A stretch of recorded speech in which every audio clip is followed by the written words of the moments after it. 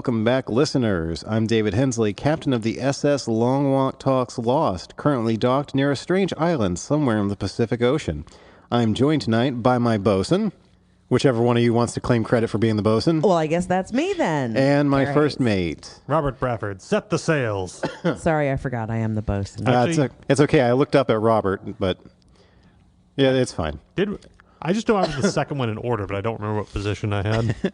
It's okay. I don't either. Spoiler alert, this isn't a real boat. Anyway, how are you guys doing tonight? Wait, it's not a real boat? Well, it's definitely not Penny's boat. You guys just No. been letting me wear this life jacket while we record all this time? But it looks so good on you. That's right. I paid money for this captain's hat. I'm wearing it, by God. I love the fact that they used to call life vests Mae Wests. Nice. I love that. Well, we are continuing our Lost 20-year retrospective. We didn't do a themed meal or drink this week. We just sort of along for the ride for what I think might be one of the best 3-episode runs we've had in a while. I would say, I think we had a themed week because we were literally eating food on a boat. That's a good point. So And thankfully not out of cans. Yep. Yeah, no lima beans for us. Yeah, at the time the last episode came out last Thursday, the three of us were in Bermuda. So we were, our giant ship was docked on a literal island. It was fantastic. I miss it. Let's go back. We have to go back. We have to go back. So, yeah, that was our themed week last week. Was getting lost on an island in the middle of the ocean. It was fantastic. Said the thing. I did. So we are picking up where we left off with episode 407, Yeon. Yeon? Did I say that correctly? I think so. I hope so. It is a Sun/Jin episode taking place over days 95 and 96. So starting on Christmas Day, as we found out last time. And Later in the day from the Constant, basically. So, like, Desmond has just gotten himself squared away in reality again when he and Saeed have their first scene. yeah. I mean, right off the bat, we see Lapidus bringing food to Saeed and Desmond, and the guard that has been posted outside of the room that they're being kept in, her name is Gina. I actually wrote Gina. I think it might be Regina. I was looking at the casting list and saw it was spelled that way. But Oh, I heard Gina. We're going to pretend it is just because that's, the name of a certain someone that we all know. fair enough. And a nice little bit of foreshadowing right off the bat because she is holding a book upside down. And at first it's just like, oh, that's a funny gag, or, oh, she was just pretending to read while she kept an eye on things. No, we find out later in the episode that she's got the island madness, y'all. And this is, I think, the first time we've seen her, but we've heard her voice a few times as the person who took over the radio after Binkowski got sick. So I mentioned it later, but she's played by Zoe Bell, who's mainly a stunt woman, but has done a lot of on-screen work as well. She was the stunt double for Lucy Lawless when they did Xena, for The Bride when they did Kill Bill, and has appeared in a couple of Quentin Tarantino's movies just as a character as well. So very fun career she's had. It's been a while since I've watched it, but I'm 99% sure she plays herself in Death Proof. I think I saw that was listed on her Wikipedia, so yeah. Yeah. Yeah, so sorry, listeners, you heard the helicopter docking on our freighter just a few minutes ago before I took myself out. I did feel bad for Desmond that he is back to canned foods after finally escaping the hatch and being able to eat, boar and fruit again. And now he's back locked away in metal and having to eat out of cans. Back on the shore, though, we get Sun and Jin having a conversation. Jin suggests they talk about baby names, and everybody in the room just went, "Aww," together. Those who knew where the show was going, and those poor bastards who don't. Mm-hmm. Yeah. We do eventually see, so we get a flash forward for Sun giving birth or going into labor in Seoul off the island, and so confirming her as the final member of the Oceanic Six. Except we also see Jin running around trying to buy a gift and to get to the hospital. So what? This is another one of those reveals that the show does so well, where if you stop and think about it too long, you might figure it out. But the way the show presents it to you, you don't stop to think. But wait, we already know they're called the Oceanic Six, and we've seen 6 of them. So Jin can't be here. Well, I'm just glad nobody saw me counting on my fingers trying to, I'm like, no, wait. Mm-hmm. And then I was like, well, maybe we don't count Aaron. Well, maybe should we? What if, yeah. Yeah. I hated it. Well, it's just they continue to play around with the flashback structure this season in a really fun way. We've had, it's been flash forwards for the most part. You've had Desmond actually being consciously moving in and out of flashbacks. And this is one where you have one flashback and one flash forward. Sun and Jin, their tragic romance is so tragic, they are literally separated by the structure of time in this episode. Well, let's not forget the Juliet episode where we found out about her and Goodwin's meet cute and their affair and how engaged and enthralled we all were with that. Chemical burns, rower. Yeah, it really gets a girl going if I know anything about it. Once again, at one point, I think it's Jin and Sun, the next morning are outside of their tent, and somebody comes running up and goes, Jack and Kate are back. And I feel like that's been half the communication among the beach survivors this season. And really, like, for the last two, is just somebody running up and going, so-and-so is back. That felt like the first half of season 3 was somebody going, Jack is back, Kate is back, Hurley's back, Locke is back. At some point, when do you just go, huh, oh, well, there's Jack and Kate again. I want someone to respond, wait, when did they leave? Okay, that'd be funny. Yeah, Kate does come back after the and she is just really pissed about having been bludgeoned into unconsciousness by Charlotte, to the point that Evangeline Lilly kind of chooses to deliver all of her lines in this really tone of voice about how they were going to set off the poison gas in the temple, and I guess she didn't like that I'd figured.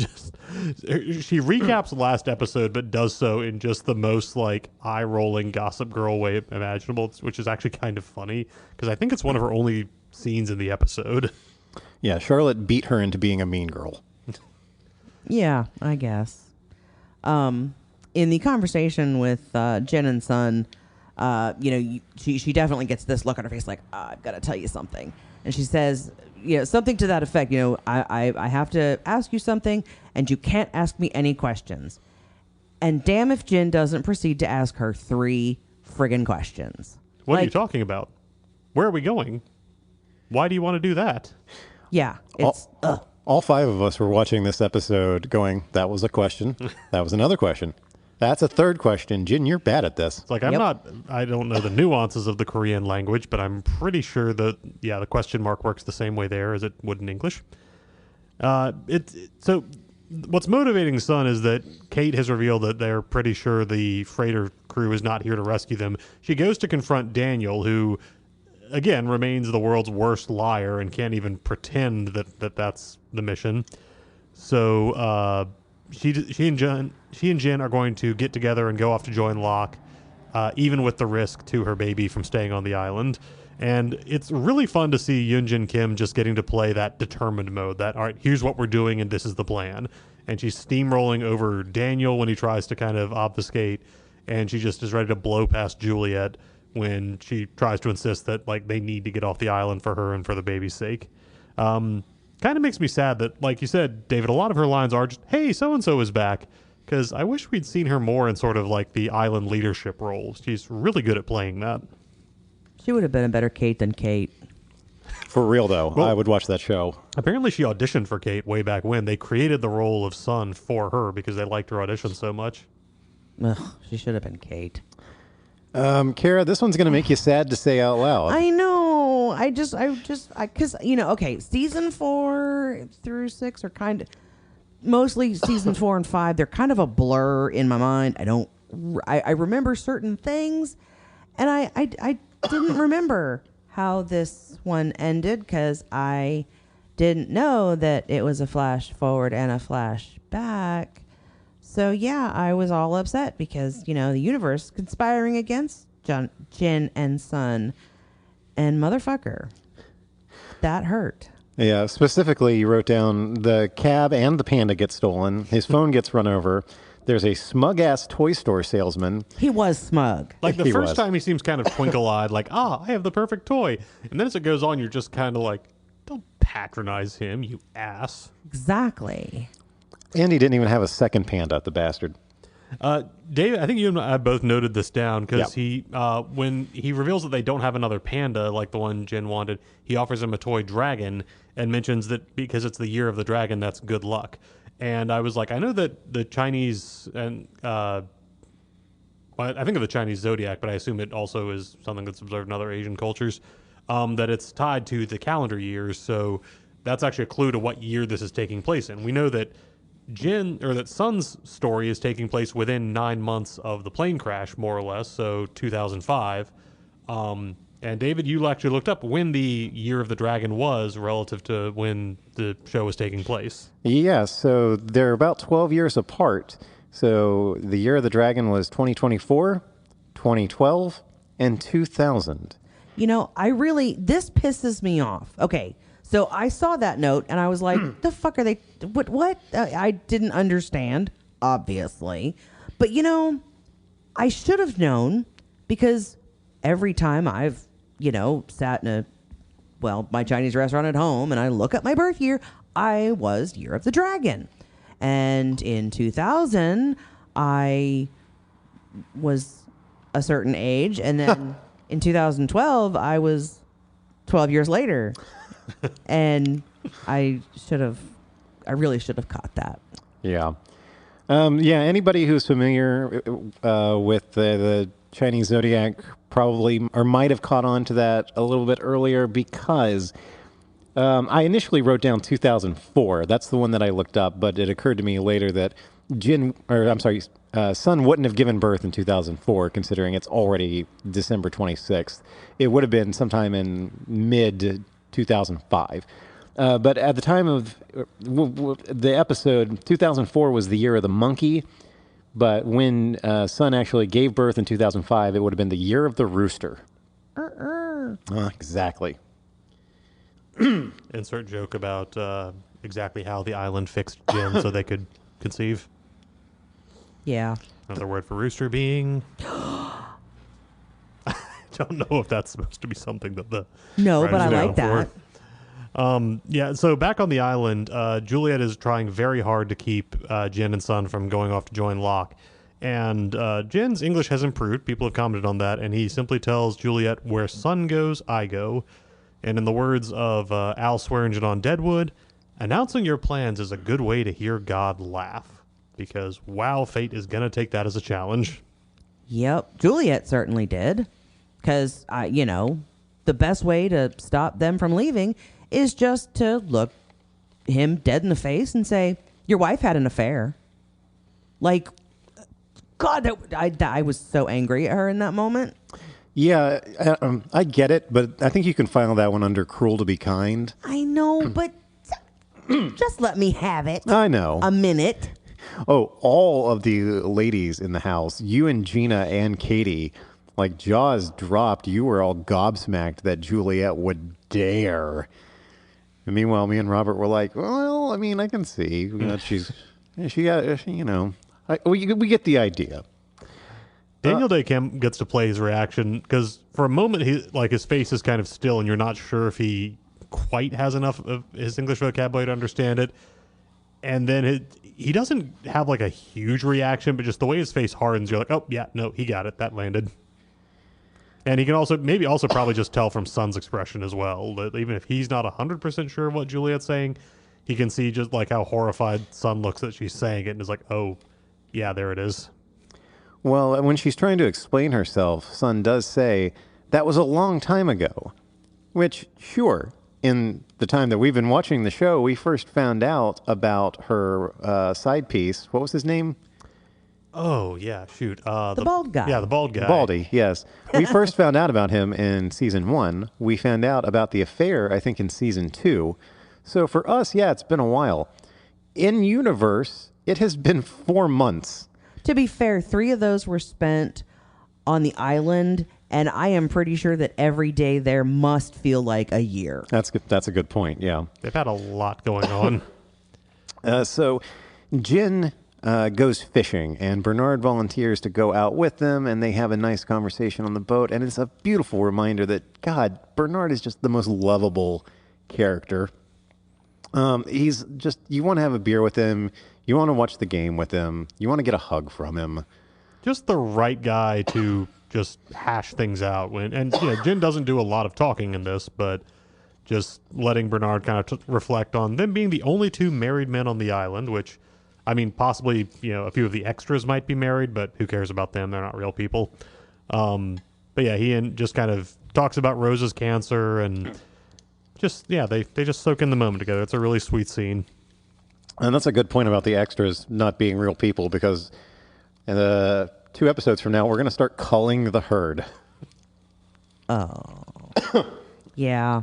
I love when they flash back to the freighter and somebody asks where Lapidus is, which, of course, I had to ask how you spelled that because that's out of my wheelhouse. And I love that they say he's running an errand. Like, where are you just jaunting off to? Yeah, he just popped out to get some beer. I think we got a glimpse of him in the opening of the episode where Kimi comes up to him and asks if he's almost ready while he's delivering the food. Yeah. And we eventually find out that that's him ferrying Kimi and his team to the island for what they're doing. Yeah. Dropping them off to be the murder squad. Yeah. Oh, yeah. They do a lot of building up to the captain, which is kind of funny because I didn't really remember this character in the midst of like all the new faces we meet in season 4. I was like, the captain. But there's a lot of like, don't trust the captain. You don't want to talk to the captain. Trust me. And we finally meet him, and he actually seems like a pretty reasonable guy in an insane situation. Well, initially, at least. I mean, we first see him with at the same time that poor Gina makes her exit, where Desmond sees her walking across the ship, realizes that she's wrapped herself in chains, and is walking towards the edge. Nobody else reacts to it, but by the time Desmond tries to get to her, she's already jumped over and disappeared, and the captain arrives basically insisting that nobody is going to try to go after her because apparently she is not the first person to do this. They're going to run out of chains soon. You already brought up stunt woman and Tarantino favorite Zoe Bell as poor Regina earlier. It is when we finally do meet the Captain Galt, and he has a conversation with Saeed and Desmond. Here we get a nice internal reveal that everyone had sort of suspected and that they've been hinting about all along, which is that the freighter belongs to Charles Widmore. And it's during this conversation that we get another dead all along check-in. Because Captain Gaunt reveals to Desmond and Saeed he's got what is supposed to be the black box from Oceanic Flight 815 that they recovered from the wreckage. What? And is also very aware that he is talking to Saeed Jarrah, one of the passengers of Oceanic Flight 815.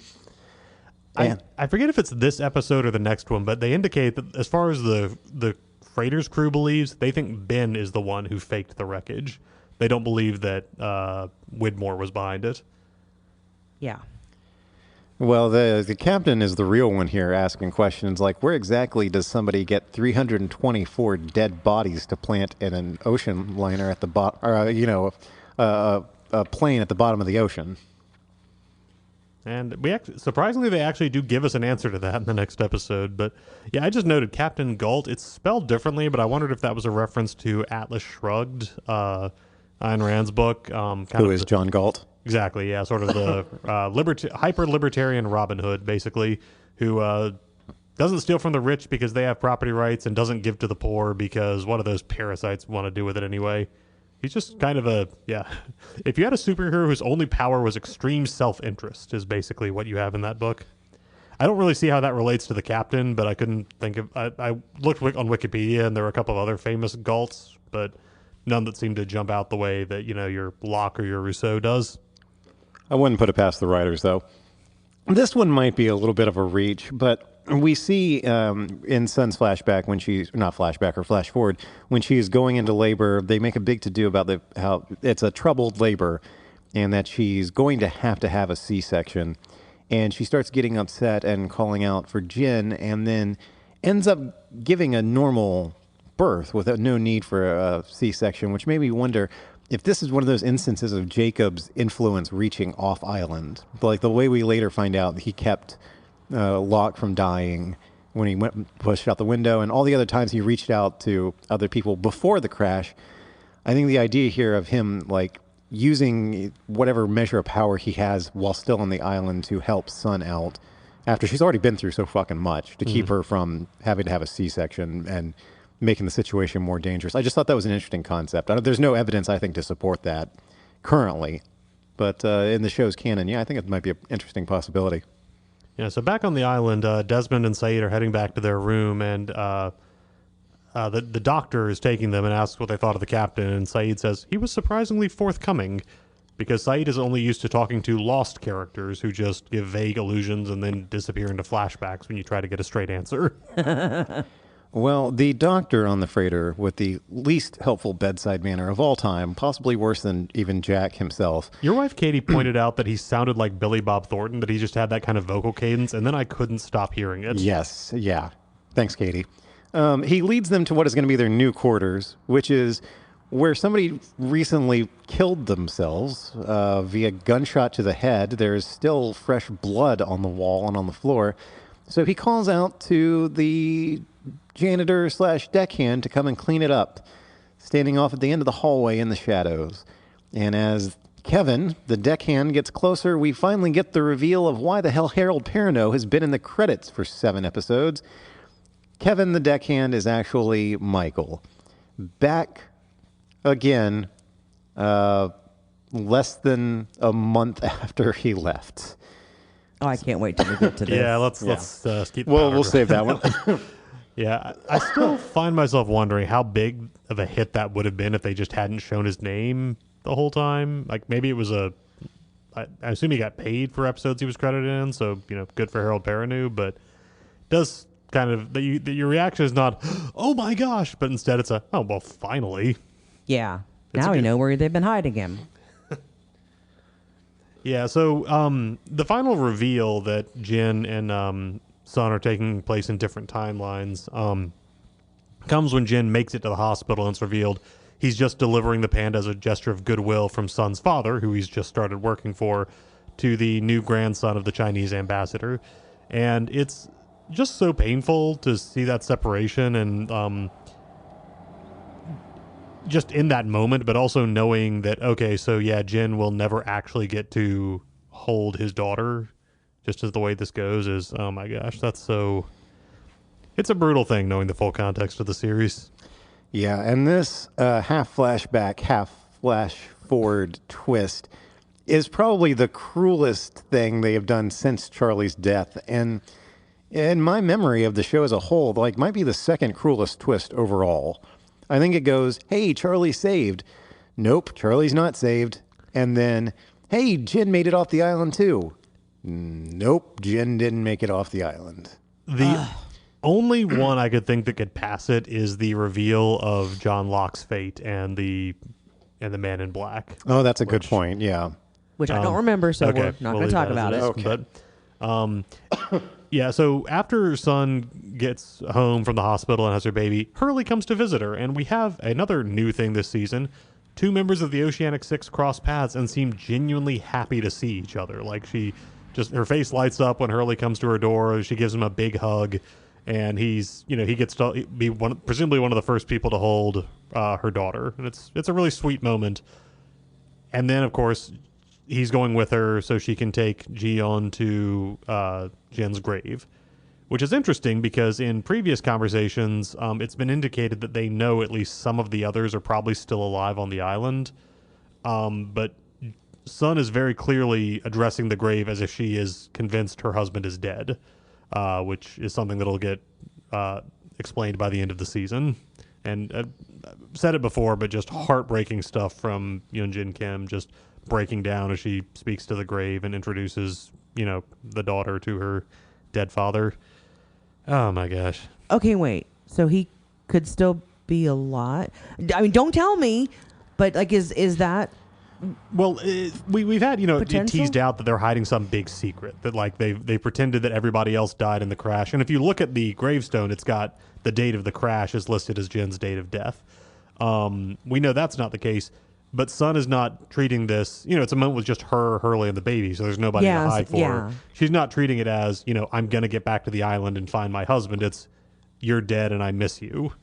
So we don't know why she would be so convinced of that when the others don't seem quite as convinced that everybody left behind on the island is dead. Because you have to remember, they concocted, we don't know the full circumstances yet, but we know they concocted a story. Yeah. Because when Jack was testifying at Kate's trial a few episodes ago, he said that I think 8 of them survived the crash of 815, including the marshal who died on an island, and I think they mentioned Charlie Pace. So, according to the story that they told the world, Jin died in the plane crash. We know that they're lying. We just don't know why or what the circumstances are yet. But his gravestone, like Robert said, has the date of the crash on it, September 20th, 2004. So this is the fun part is, well, I know you've watched the whole thing, but now we're in like, oh, we actually have to watch what we say around Cara now. I know, and that's weird.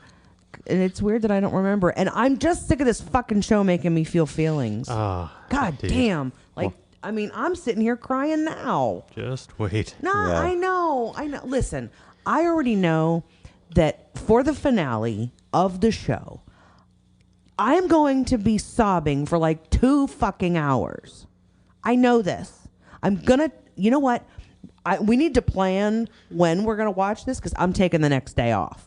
Yeah, in fact, before you guys got here, I meant to write down like the Thursdays that aren't holidays coming up and plotting out like how many episodes of the show we actually have left, doing it 3 at a time. I hate that. I know, because after this week, next week we've got episodes 10, 11, and 12. 12's a 2-parter, right? No. No, I don't think so. Because then after that, there's only 13 episodes this season. Okay. So then we'll do the finale by itself. Uh-huh. And then we'll do our like Lost adjacent movie and we'll do our season recap. But that will be 7 episodes of this. 7? Yeah, one. This is 3, 4, 5. Yeah. And then we're probably going to wrap up season 6 like January, maybe early February. Dang. Well, great. Let's do it for my birthday. That'd be wonderful. Oh, that's a great idea. Robert, put that down in your calendar. Let's depress Cara on her birthday. Please, could we? As if it won't be a depressing birthday enough. All right, well, we're going to move on to episode 408, Meet Kevin Johnson, picking up where the last episode left off on day 96 through 97. And it's a Michael flashback episode, except in a rare twist, the flashbacks are taking place during the duration of the show, specifically from days 67 up through 80, I believe it is. It's also kind of an in-universe flashback in that we transitioned to it with Saeed asking, "Tell me how you got here," Michael preparing to answer, and then when the flashback ends and we're back in the present, Michael has clearly just finished explaining. So essentially, we're not just seeing a memory, we're seeing a story that Michael is presumably telling Saeed and Desmond, but we'll get there. Because we open up with Locke calling everybody into his little nook at the others' barracks to have, well, when I say everybody, I mean the important characters, not the extras, who cares about them? To have Ben explain everything, because as Locke says, no more secrets, which is a lie. It's always a lie when someone says that on this show. And back at the beginning of the season, when Ben decided to drop the bomb on everybody that they can't kill him yet because he's got an inside man on the boat, he was mighty secretive then about who it was. It was really nice of him as a character to wait until we, the audience, saw who that inside man was before he tells everyone else. Because this time, when Sawyer's like, well, who is this damn inside man? He just goes, it's Michael. No pretense, no mystery. It's just, did I forget to mention that last time? It's Michael. You don't get to run the others without a keen sense of dramatic timing. Exactly. Yeah, back on the boat, we have a couple of people who try to get to a life raft and swim away, and the captain beats them in basically senseless as his way of maintaining order, and also because he is not unreasonably convinced that anybody who tries to leave the ship is going to have their brains scrambled, as we've seen happen to Minkowski and Gina. After he's done this, he calls for Kevin the deckhand to clean up bloodstains, which seems to be a significant portion of what he does on this ship. Never worked as a deckhand myself, but I hope that's not actually what the average deckhand has to do on a given day. I can't imagine that would be. We should have asked, like while we were on the cruise, we should have stopped somebody and be like, how much of your job involves cleaning blood up off the decks? Blood, probably not. Other fluids, that drinks package can get pretty wild. Yes. Yeah, I've heard stories.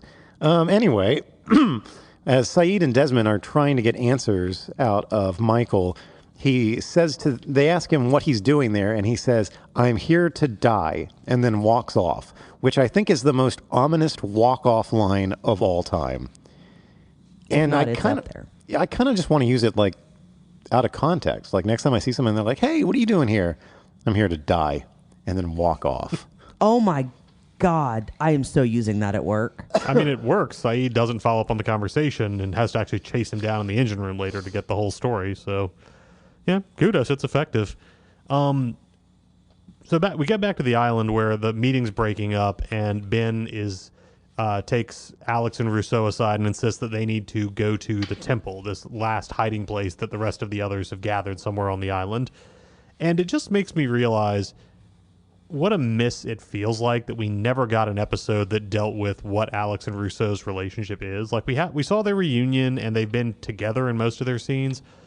But just imagine like a full conversation with this woman who's been alone for 16 years thinking of this moment, and this young woman who's had to deal with Ben Linus as a father figure, now dealing with this complete stranger. But yeah, reportedly that was something that the writer's strike just didn't let them get to. But there have also been some reports that Mira Furlan, who played Rousseau, had asked for a more flexible filming schedule because she was still living internationally, and in what she believed was retaliation, they basically cut most of Rousseau's material from the season. Oh, is that why she goes out the way she goes out? That also seems to have been a factor. But either way, Rousseau was such a great enigmatic character in the first couple of seasons, and you kind of hate that she's just sort of around now.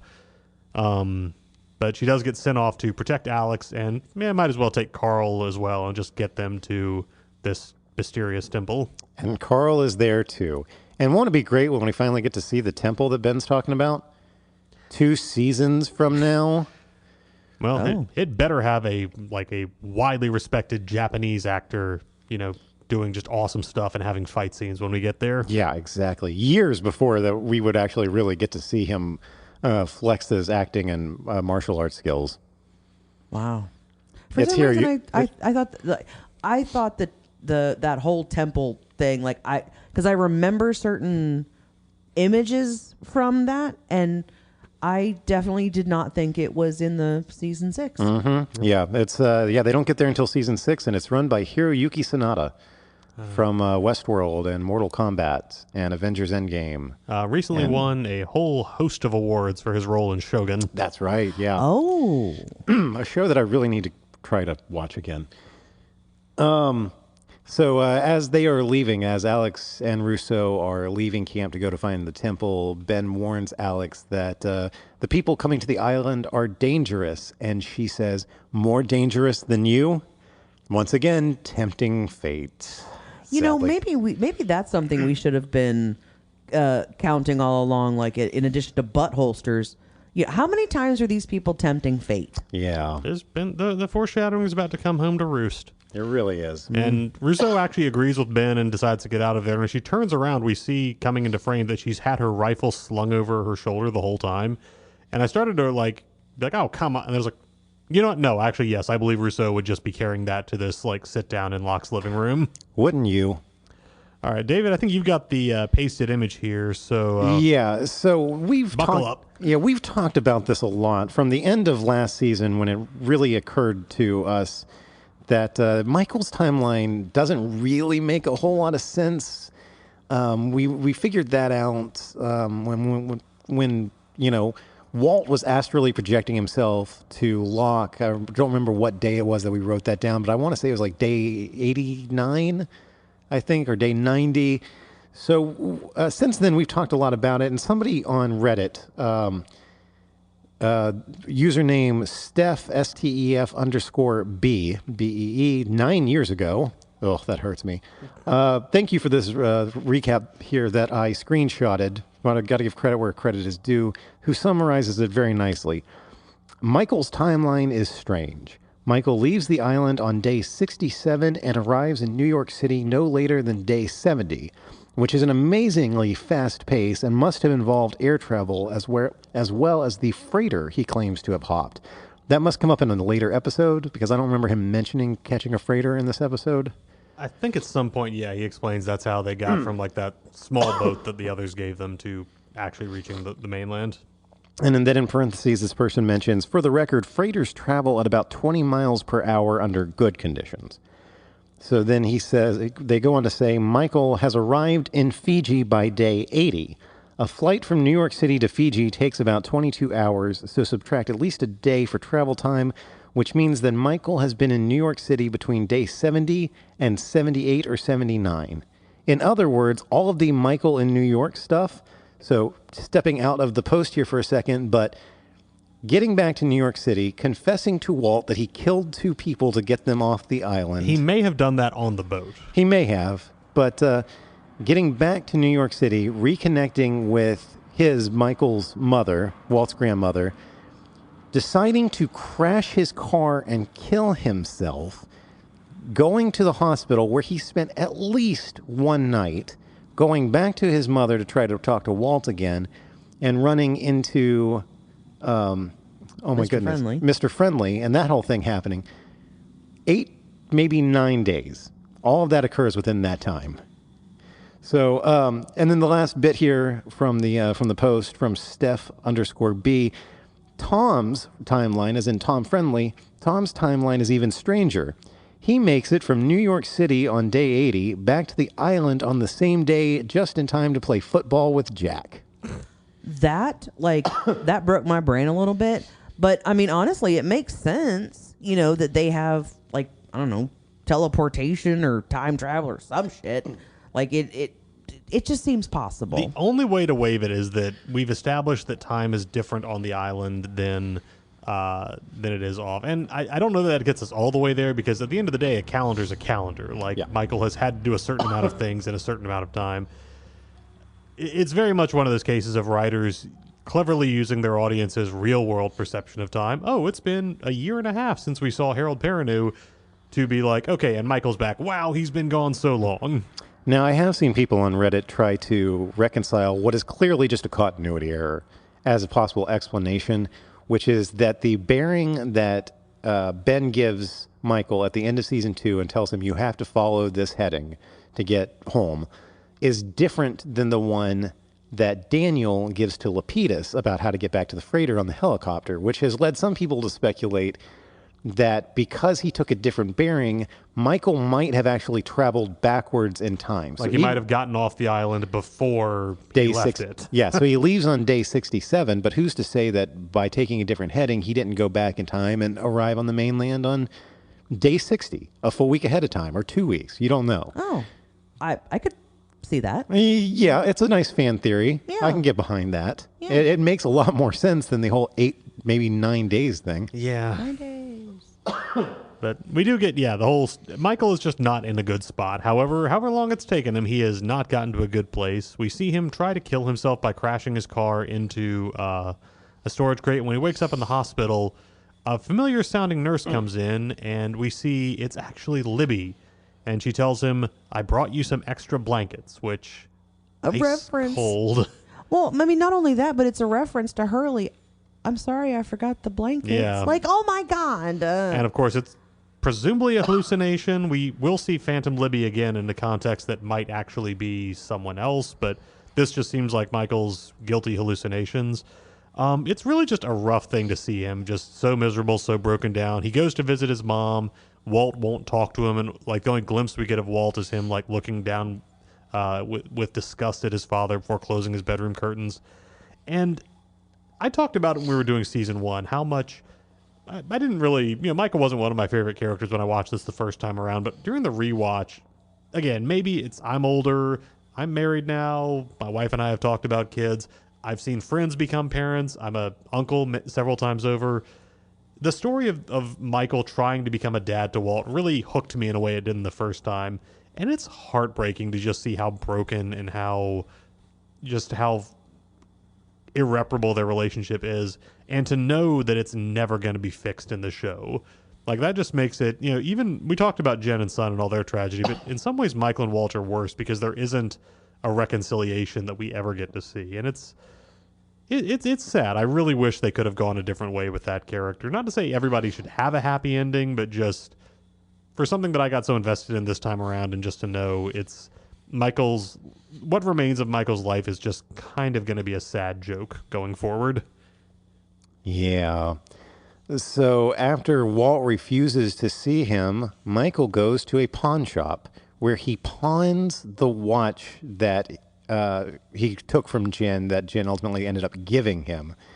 But not for money, for a gun and bullets. And the actor who plays this pawn shop owner does a great job of displaying what a scumbag he is, because a normal person, somebody is pawning a watch to buy a gun and bullets, probably not on the up and up. Just to hazard a guess. And he's not, because Michael's plan is to take that gun and go into an alleyway that I presume is just right outside the pawn shop. Can't imagine it'd be worth going that far. Yeah. To kill himself, where he runs into none other than Mr. Friendly, off island, dressed very nicely, walks up out of the shadows like a badass. You don't see him immediately, but from the frame and the very distinctive voice, I think everyone is immediately like, "Hey, it's Mr. Friendly again." And when Michael tries to swing on him, he gets the shit rocked out of him, because it's easy to forget that, oh yeah, that's right, all of the others are trained experts in like hand-to-hand combat. We've seen repeatedly. So Mr. Friendly decides to question Michael's methods of trying to kill himself, and tells him that no matter what he does, the island won't let him kill himself, which is going to come up again later this season. But your initial reaction is to go, what? What do you mean the island won't let him do something? Up to this point, it's really only Locke that we've ever heard talk about the island, personified. Even the others, when they talked about it just seemed to be like, this is a special place that we get to live, not as if it had like a will and a direction of its own. Like, we heard about Jacob, and it sounded like, okay, Jacob's the guy running things, but now Tom is talking a little differently. Yep, and he tells Michael, I'm in the penthouse at the Hotel Earl, but somehow he's also back on the island ready to play football with Jack. How? Magic Island travel time. Yeah, we just generally get to see. He's living it up pretty well, though, and when he gets to make it to shore. He's living in a swanky hotel. He's got a really nice array of booze laid out. And fruit. And, yeah, just top-notch charcuterie. And he is having a good time with a handsome-looking young man who seems to know him fairly well. This does not seem like just a one-night hookup. So good for him if he's just got a side piece in New York somewhere. Yeah, confirming a theory that fans had since the beginning of season 3, when he took Kate that dress, and she's like, I'm not going to change in front of you. And he said, you're not my type, Kate, and walked off. Fans had speculated ever since that episode that Mr. Friendly might be gay, and here we get confirmation of it. I still remember there was like a behind-the-scenes piece that aired not long after this episode came up, where MC Gainey talked about filming it and was just like, yeah, we find out that Tom likes the finer things in life. And he had a cigar in his hand and just put it in his mouth in a way that I was just like, oh, come on, man. It's honestly, I've missed seeing him on this show. Even if, he is dead back on the island and on our present day, but I'm glad they let him come back and be the voice that sends Michael back to the island. And what he does is basically tell Michael that, yeah, if you feel so bad about those 2 people you murdered, here's a way you can redeem yourself with a bunch more murder. Telling Michael that he needs to get on the freighter, and he shows him like the evidence of Widmore, the cemetery that he dug all the bodies up from and all that. And he tells Michael that he's going to get out there on open water and he's going to blow the freighter up. So, understandably, Michael does not immediately cotton on to this idea. He actually does test out the island won't let him kill himself thing by going home and actually putting the gun to his head and pulling the trigger. When it doesn't go off, that's when he realizes he may be hooked in. And so we see that on his time on the freighter, we get our first indication that Kimi and his friends might not be the simple, down-to-earth military men we've been led to believe. They might be a bunch of murderous psychos because Michael hears gunshots from the deck and goes and looks, and they're skeet shooting with assault rifles, or submachine guns, rather. A thing that you usually use a shotgun for, but I guess when you're firing fully automatic, it's easier to hit a skeet thing. Skeet. Clay? Yeah, there we go. You know, pop culture osmosis has just really ruined the word skeet. And, well, they're also going to be, it's foreshadowing for, their precision shooting that we'll see a little bit later in the episode. Womp. Oh, and it was at this moment that I was prompted to write down in our notes that our cruise was much nicer than Michael's. Yeah. Nobody was skeet shooting with submachine guns and mopping up blood. I was saying, we didn't have to mop up blood. Mm-hmm. I mean, he gets to meet some nice people like Lapidus and Minkowski. And some other people in the boat who presumably aren't psychos. Naomi seems friendly enough. She even is just like, oh, here's your giant locked crate. We'll get that to your room. No questions asked. Well, we see him take his locked crate down to the engine room and open it up, and surprise, surprise, it's a fucking bomb, which he decides he's just going to go ahead and set off right then and there. And the way to do so once it's armed is a big button that says execute, bringing to mind the hatch and the computer down there where you had to type in the numbers and hit execute. Which is also where he first communicated with Walt and got lured out to the path that eventually led him to killing Ana Lucia and Libby. Of course, when he presses the button, the bomb doesn't detonate. A little flag pops up that says not yet, because again, Michael's life is a sick joke. Like, when he talks to Ben later, Ben actually seems surprised that he pushed the button. Like, he just assumed Michael wouldn't do it. But it's fine because he didn't really want him to. Yeah, that one's you. Oh, yeah.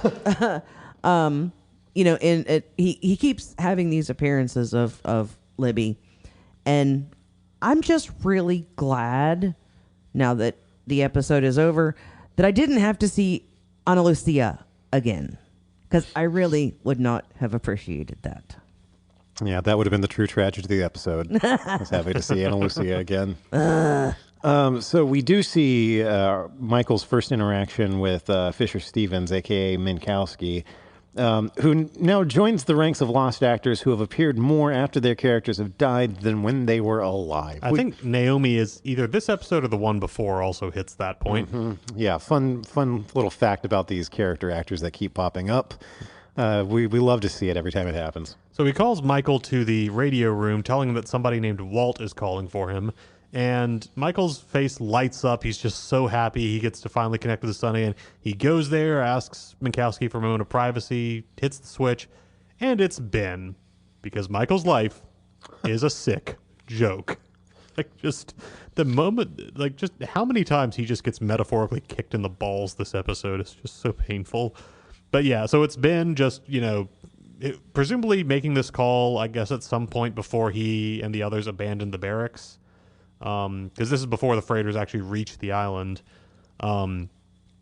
Just kind of telling Michael what he actually wants him to do, which is sabotage the engines, cut the radio.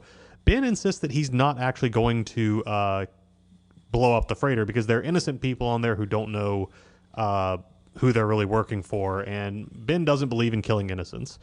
Kind of seems like a pit full of dead Dharma Initiative folks might disagree with that, but that, whatever helps you sleep at night, Ben. And when Michael points out Ana Lucia and Libby, Ben just goes, well, you killed them, Michael. No one asked you to. Which, ow. Yeah. Well, it's during this conversation that we get more talk of the good guys. After last episode where Bernard brought up to Jin about being the good guys. So there's a there's a lot of that going on. Sorry, listeners, for that cough. I'm coming down off of a cold. But yeah, lots of talk of good guys and bad guys this season, more so than previously, it feels like. Yeah, so we finally cut back up to the present where Michael has presumably just finished explaining all this to Saeed and Desmond. And Saeed's big takeaway is, so you're working for Benjamin Linus. And when Michael confirms that he is, Saeed immediately grabs him in a hammerlock, drags him to the captain, and tells him, this guy is your spy. His name's not Kevin. He's Michael. Which it's just, again, a nice twist after what seems like, okay, so now they're going to have to build up and be an awkward team, but the three of them are our guys on the... And no, Saeed is just not about that. And partly it's just because he's still at the point where he's like, I don't trust Ben or anyone who works with him. Irony for what we've already seen in the flash forwards. But also, I think on a fundamental level, as a soldier, Saeed does not forgive someone who betrayed the unit in the way that Michael did. Like, he does not view Michael as a friend or a comrade, and so he is just going to act on what he thinks is best in that moment. Well, here at the end of the episode, we see that Rousseau and Alex and Carl are on their way to the temple. Rousseau goes off by herself. Carl and Alex are having a cute little couple moment, which we really haven't seen them have much of this season, or really last season, considering that Carl spent most of it, like, being tortured. And then out of nowhere, we hear a pop, and then another one, and then there's a hole in Carl's water bottle. And then there's a hole in Carl that's not supposed to be there. One shot to the chest, and he goes down. More gunshots. Alex goes running, and I just wrote down, "Goodbye, Carl. We hardly knew you." A few seconds later, Alex takes cover with Rousseau behind a tree. Rousseau, the ultimate survivor, island badass, tells her that on the count of 3, again, we're getting numbered countdowns here like always. She tells her, on 3, we're going to run. And she says, I love you, Alex. She counts to 3 and stands up and immediately also gets shot in the chest. And I believe, and again, I wrote down, goodbye, Rousseau. I believe you could file this under, Robert, correct me if I'm wrong here, the Worf effect, as TV Tropes calls it. Yeah. You probably could explain it better than I could, but there was a Star Wars character named Worf, correct? Star Trek. Yeah, my bad. Star Trek character named Worf. Our listeners will triple just so people can write us angry letters. Yeah. Star Trek. Yeah, so Worf was the chief of security aboard the Enterprise, and he was like this big hulking guy, came from a warrior culture, super badass. But the problem was, for anything to actually happen on the ship, he had to fail at his job, because a competent chief of security means the ship doesn't get taken over by aliens or have crew members get abducted. So it became very common not just for him to screw up and for things to happen, but for whenever the alien entity manifests itself, Worf would try to punch it and he would get thrown across the bridge. So it's just sort of what you do when you establish a character as a badass, but really their job is to go down so something else can be established as a bigger badass. And that's, what we get with Rousseau, because this woman who survived 16 years on the island, hiding from the others, foraging for food, goes down in a few seconds against whoever is shooting out there in the woods. And Alex, poor Alex, who has just seen the 2 closest people in the world to her go down, kind of her only option is to throw up her hands and announce that she's Ben's daughter, so they'll take her alive. And that's where we end that one. Yeah. Well, it's been a rough couple of episodes, but we got a cheery one up ahead, right? Yeah, really going to lighten everyone's spirits here. It's episode 409. We're now past the halfway point of the season. 409, The Shape of Things to Come, which is entirely on day 97, and it's a Ben flash forward episode. And right off the bat, no one gives a shit about Jack and Kate. They're doing their awkward banter thing that's kind of like flirting, but they both seem weirdly self-conscious about it. She pulls down the sleeves of her tank top, I can't remember why, to put on some sunscreen or something, and Jack walks by and sees a bare shoulder, you guys. Oh my God. Scandalous. They, exchange cute little fuck me eyes at each other, and none of us in the room were having it. We're all like, God damn it, stop that. And Jack goes and he gets himself some medication, and Kate makes a crack about, oh, you have a prescription for that? And Jack says, yeah, I wrote it myself, which is a nice little call forward, because in a few years he is going to be writing prescriptions for himself before he outright just starts stealing medicine. Yeah. And Sarah, you had strong feelings about this. I did, y'all. Okay. It's no secret I'm not really a fan of Kate. But she's a fucking whore. I mean, seriously. She's going to make googly eyes at any dick that walks by. I swear to God. Well, just the handsome doctor and the charming redneck. Yeah. They're the two best looking ones on the island in her eyes. Well, she also gets a little flirty with Daniel, it feels like, which is extra weird. Well, I think she's trying to throw him off a little bit, which is weird because he's Daniel. He comes pre-thrown off. And weird. Now, I just want to say for our listeners out there, because you can't see our notes, obviously, we tend to take very simple ones and then embellish on them. Kate, Cara's note here literally says, Kate is a damn whore. Fuck's sake. She's got to make googly eyes at whatever man is nearby. There are only commas in there, no other punctuation. No, because she's a fucking whore. And shortly after this, we get a Sawyer nickname watch. It's been a little while since we've got one, it feels like, but he calls Hurley Chicken Little. And then later in the episode, he refers to Rousseau, Alex, and Carl, R.I.P., as Frenchie and the Kids, which is a spinoff that I would have watched. Well, I don't know. Carl's kind of weird. So one thing I noted, I went back and wrote this later. This was the first episode that was written after the writer's strike had concluded, because that started to come up midway through production of this season. They'd finished Meet Kevin Johnson for the most part, and then had to step away when the writer's strike shut everything down. When they came back, they knew they were going to have fewer episodes in the back half than they'd intended, and you can tell because this episode gets moving. And doesn't stop. Yeah, and we start with so we see Alex being hauled back through the jungle by Kimi and his mercenaries. They take her to that sonic fence we've seen before and make her enter a code to disarm it. But she enters a type of code that causes a phone to ring in the house where Locke, Hurley, and Sawyer are playing Risk. And there's actually a fun moment where they all just turn and stare at the ringing phone for a minute because they've been on the island for 3 months. They haven't heard a phone ring in that time. It's got to be so weird for them. And it takes Locke a moment to go over and answer it. And it's a woman's voice with a recorded message. He goes and shares it with Ben. And when him and Sawyer go and tell Ben about the message and ask him what, I think it's J14. Like code 14J, code 14J.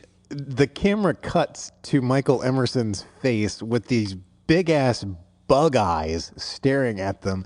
And Michael Emerson's oh shit face is a thing to behold. He's so fucking expressive. What's beautiful, we get like 8 variants of that face this episode, and they all feel so, like, it never starts to feel redundant. He just finds so many different ways to show this guy processing his world getting completely upended. Mm-hmm. Speaking of which, we do then we jump to Michael's first flash forward with him opening his eyes in the middle of Tunisia. Ben's first flash forward. What did I say? Michael. Oh, yeah, sorry. Michael Emerson playing Ben. Oh, yeah. Waking up in Tunisia, two armed men ride up on horses. He quickly dispatches of both of them and then rides off. But he doesn't seem to know where he is, and he's wearing a parka. Not just any parka. Cara, what did you recognize about the parka? It's from the orchid, which is what my tattoo is. I was like, it's the thing. We know that one. Then parka also has the name Haloax on it, which is, we haven't seen him in a little while, but that's one of the names that Dr. Marvin Candle / Dr. Pierre Chang used in the orientation videos. Oh, I didn't remember that. Mm-hmm. So, kind of jumping ahead a little bit, but Michael warned, dang it, I keep doing it. Ben warns them that the enemies are coming and just advises them to all hole up in the house, barricade the doors with furniture, and just not go out. Sawyer refuses and immediately goes to try to find Carl and Alex. When Ben tells him they're already gone, he then goes to find Claire and Aaron, which is, so just find Claire. I think Aaron is with them in the house already. And again, I just want to keep mentioning, nice to have Sawyer immediately be this like selfless. I don't care if there are armed men out there. I'm gonna make sure that like the kids and the more vulnerable people in the camp are safe. It's also fun to note here. None of us wrote it down, but when they inform Ben of the code, Ben being Ben, who he's been a prisoner of theirs for like the last week or so, opens up a nearby cabinet and pulls out a shotgun. I think it's in the piano bench. Or something. Yeah, the piano bench. Yeah.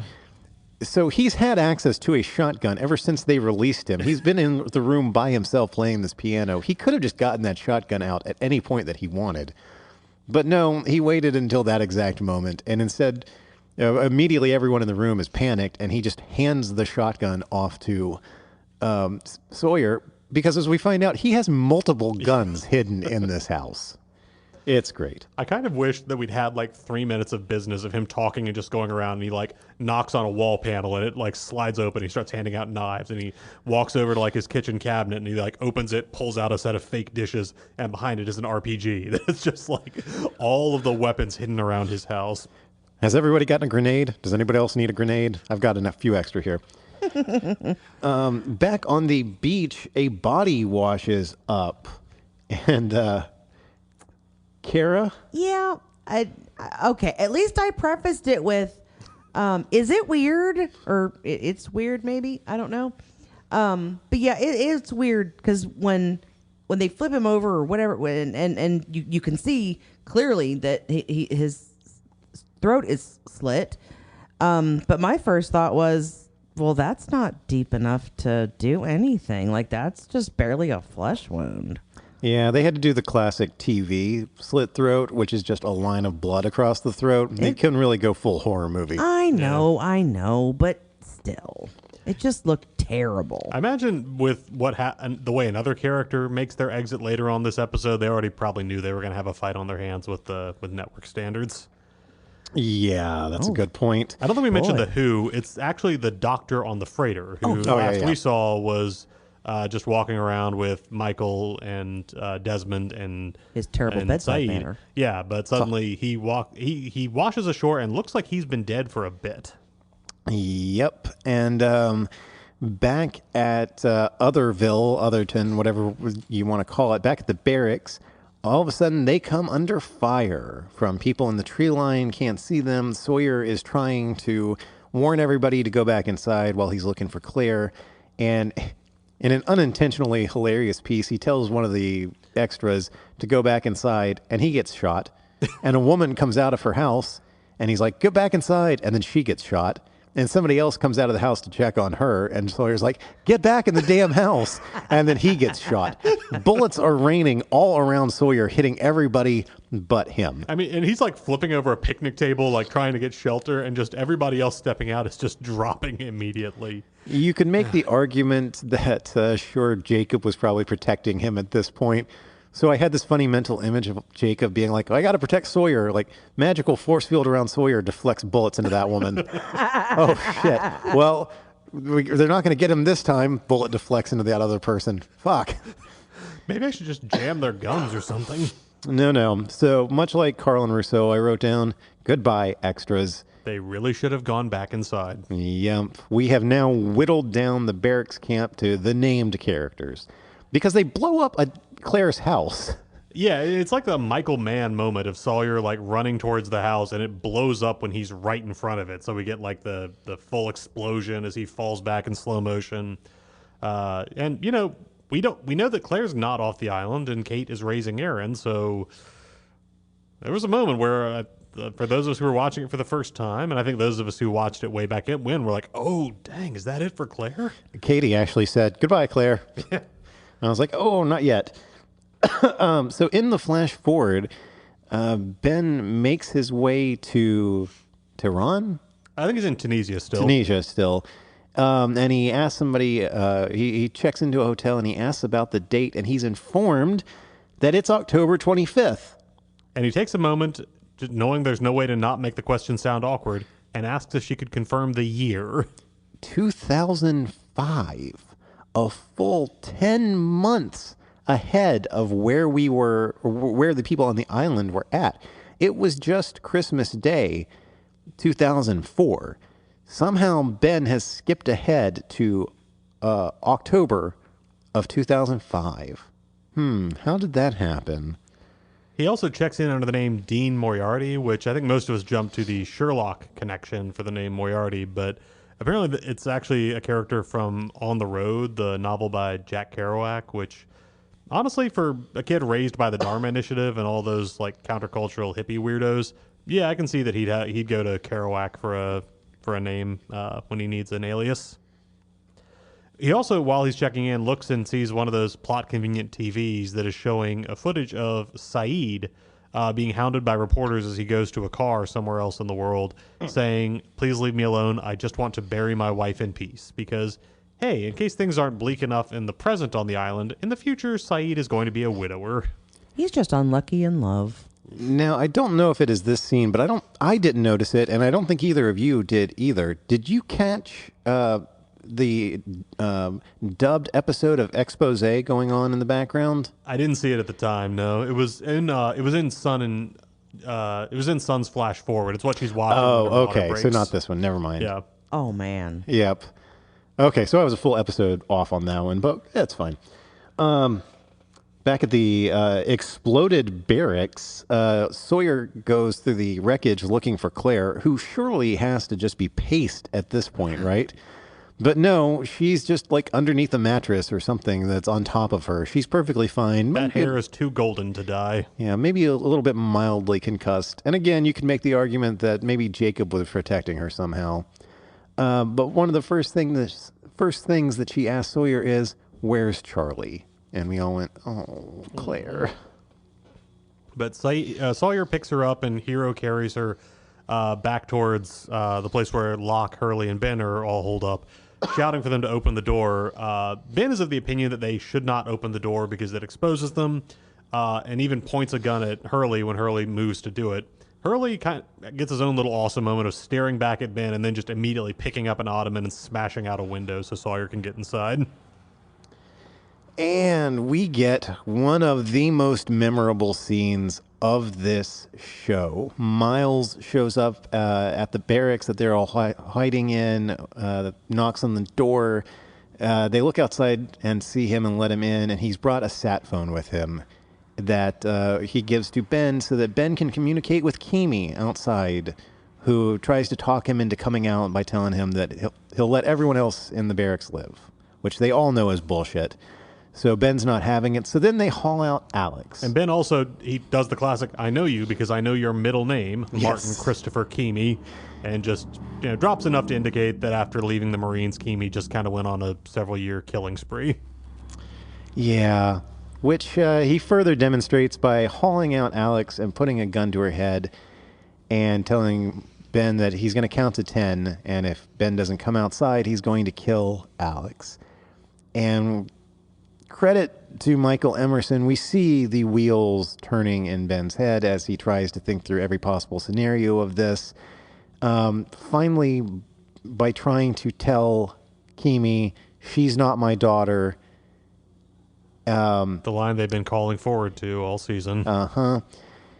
It's the last thing that poor Alex hears is him telling Kimi, "She's not my daughter. I don't care about her," before Kimi shoots her in the head off screen. In the middle of Ben's sentence. Like, Ben does not even get all the way through, so you might as well bang.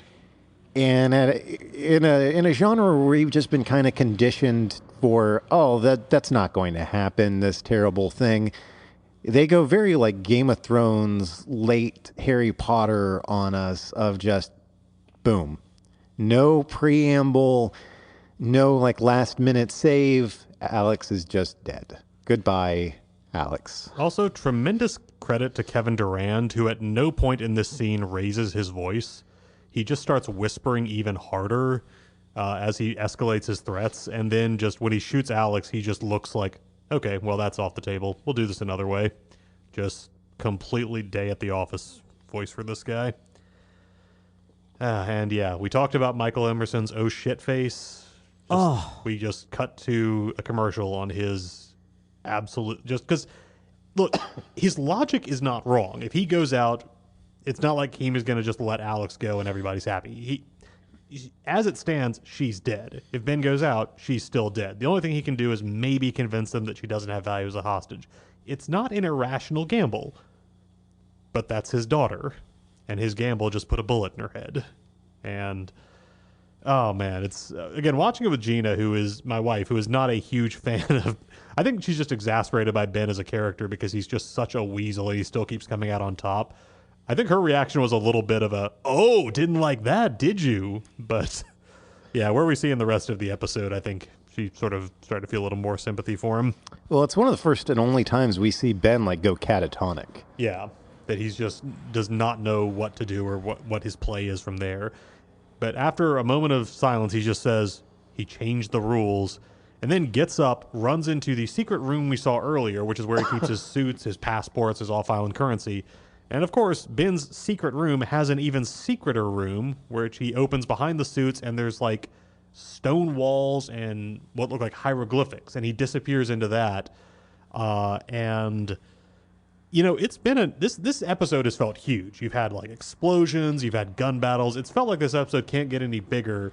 And then Ben comes back out, and he looks like he's covered in soot, like he's been somewhere, and explains to everyone that they need to run for the tree line as soon as he gives the word. Before they can really figure out why, the room starts shaking.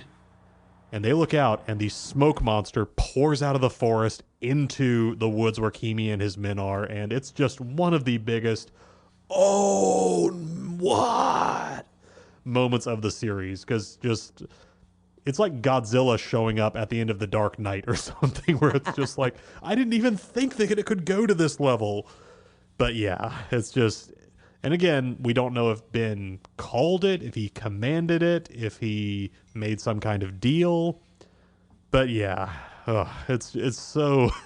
such an intense moment. And it's kind of weird to cut back to the beach where we're still trying to figure out what's going on with that body that washed up. Faraday calls in on the phone, and which has a damaged transceiver or transmitter, so they can't call out. But Bernard points out that they could rig it to send Morse code back to the freighter, which sets up this next moment. So Faraday listens to the message they're sending back and says, "Yep, everything's fine. They're sending the helicopter back tomorrow." And Jack immediately turns to Bernard, who understands Morse code, and Bernard explains he's lying. They said the doctor's fine. And I wrote down, Sneaky Bernard is yet another reason to love him. We've gotten some great examples this batch of episodes. Still one of the best characters on the show. Also nice to see Jack actually staying a step ahead of things, not just being a complete dupe about Faraday and Charlotte's shiftiness.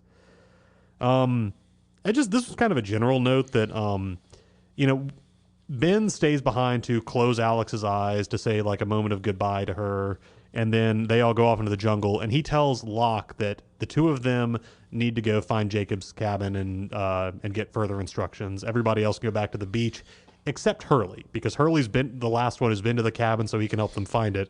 Sawyer, again, to his credit, with Locke's gun pointed at him, Sawyer draws his own and is ready to actually shoot Locke to keep Hurley from being taken. But Hurley...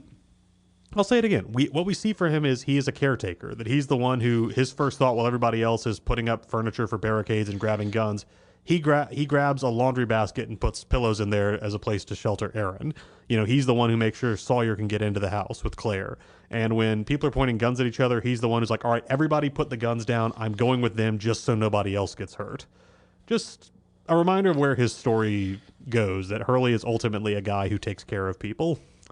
Yeah, and this scene to me feels important as well, because when Locke points his gun at Sawyer, that to me really signifies the moment that Locke enters full-blown villain territory. Like, yeah, we saw him throw a knife into Naomi's back and kill her to try to protect the people on the island. We've seen him do a lot of morally questionable things, but And in the moment, yeah, he pointed the gun at Jack as well to get him to back down. But here we get the sense that if Sawyer pushed this too hard, Locke would have shot him. And you don't do that to one of our beloved characters like Sawyer. This is really the turning point for that character, in my opinion, that's going to carry through in one way or the other through the rest of the show now. I think he is now on Ben's side in the sense of understanding that this is a war for the island. That he is now on Ben's side against Charles Widmore and the forces threatening it. And if Sawyer is in the way of what he has to do to protect the island, then Sawyer becomes a casualty, is sort of where Locke's head is at. Yeah. A few episodes ago when we saw Saeed's flash forward, we see at the end that it's Ben that he's been working for this whole time. He's been working as Ben's personal assassin, taking out Widmore-related targets. And in this episode, we find out how, because Ben actually went to Iraq to go to Nadia's funeral where he encountered Saeed and basically conned him into coming to work for him.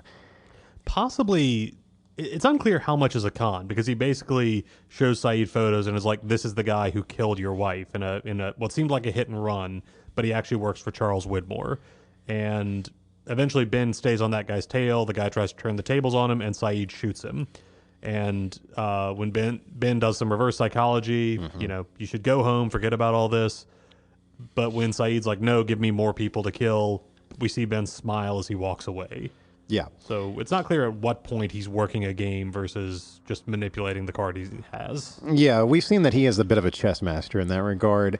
But I wrote down that maybe I'm giving the show too much credit, but the way they structured these flash-forward reveals, like seeing Saeed work for Ben before we see how and why, reflects the time skips and the time inconsistencies that the island is causing.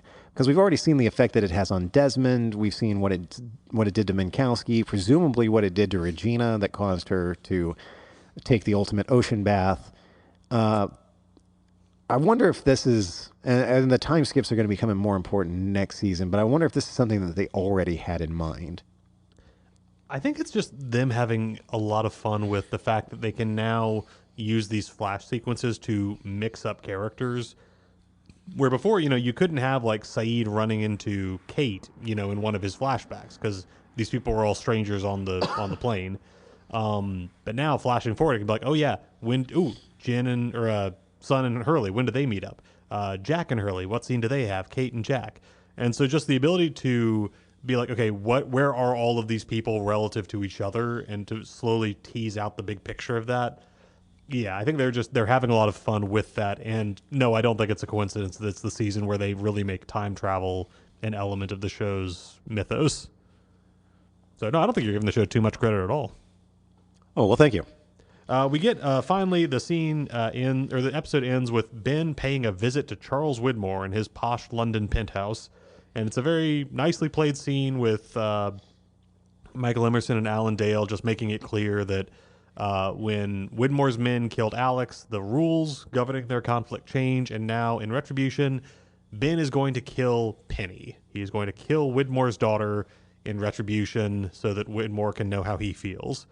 And Widmore drops a line that isn't funny in the moment, but we all kind of cracked up at later, where he kind of pushes back on the idea that it's his fault Alex died, saying, you sit there with those looking at me with those horrible eyes and blame me for your daughter's death.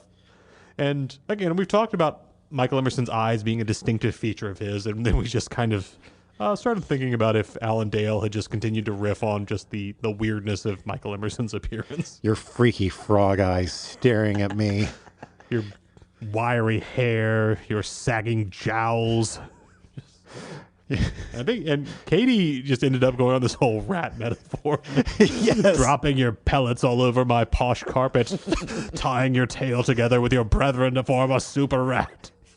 A rat king. That was the one that killed me. Oh. But the fun note that I looked up was, usually when this show has like people doing globe trotting, it really is, they're just going to a different part of Hawaii that the crew has done up. This actually was filmed in London because Alan Dale was not able to travel. He was appearing in a show on the West End at the time. Do you want to guess what the show was? Just pick a show. Gilligan's Island. Rent, I don't know. Spamalot. He was playing King Arthur in Spamalot, so they actually flew Michael Emerson and the crew to London to shoot the scene there with him. Nice. I forgot to add it in. Among all the places that they doubled Hawaii as, you can add Tunisia to the list. I just added it to our notes last minute because it occurred to me talking about the whole thing with the transmitting the Morse code and Bernard outing Daniel as a liar. We didn't even talk about the whole thing of like Jack's having mysterious pains, and at the end of the episode he kind of like limps off and he's grabbing his stomach. Jack and Kate have been like pointless this whole batch of episodes, and really it feels like they've been kind of pointless this whole season. Basically ever since they got back to camp with Faraday and Charlotte, two of the most important characters on the show have really contributed next to nothing to the plot. Am I wrong in thinking that? Like, what am I missing here? I think it's kind of the challenge that Jack's course that he set on at the start of the season was basically, I'm going to wait to be rescued. And it's hard to turn that into like an active protagonist role because he can just kind of pick out more and more threads of how Faraday's story is increasingly suspicious.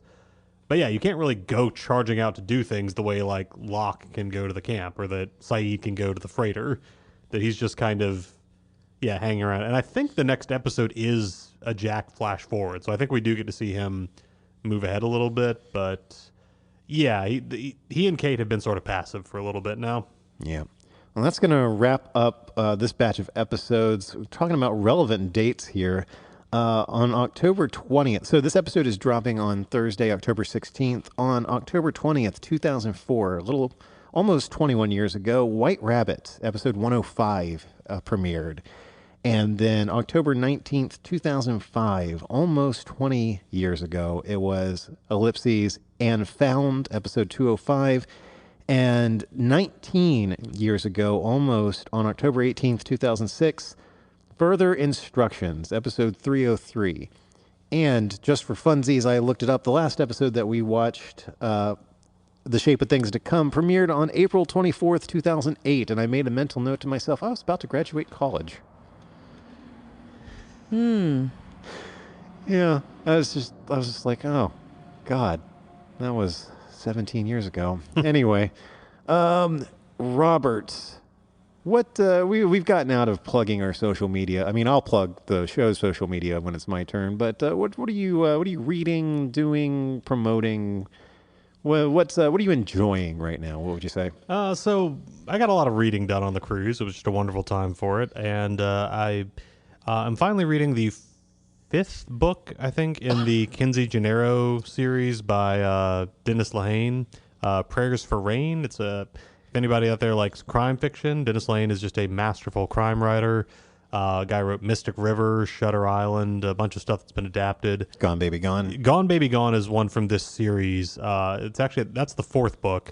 And so, just about 2 sort of blue-collar detectives in Boston, private detectives in Boston's working-class Dorchester neighborhood, and just sort of the seedy cases they find themselves involved in. Yeah, I'll jump on that. The Kinsey and Gennaro series is brilliant, all 6 of them. And I feel like I'm due for a reread from the beginning because each one of them is great.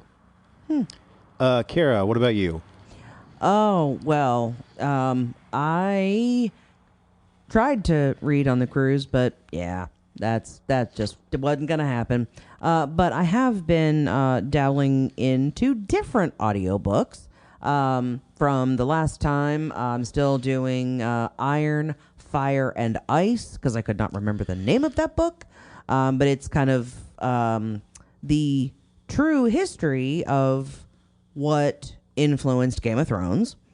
And I do find myself going, wait, was that history or was that the show that so yeah, it's pretty interesting. And then I've also, because I've only got a handful of days left before it goes back under lock and key, Doctors from Hell. It's about the Nuremberg doctor's trial. So, just some light reading. I was going to say, wow, that sounds like a good time. So Lost really is actually kind of a cheery pick-me-up for you. Yeah. Well, if you would like to follow Long Walk Podcast on social media, you can follow us on Instagram at Long Walk Podcasts. Me personally, I am still rereading it. It's a behemoth of a book, but I'm almost finished. In paperback, the book is around 1,200 pages. In ebook format, it's 2,700. And I'm in the 2,400s now. So I'm very close to the end. And, it's my favorite time of the year, spooky season. And Welcome to Derry is coming out at the end of this month. I'm very excited for that.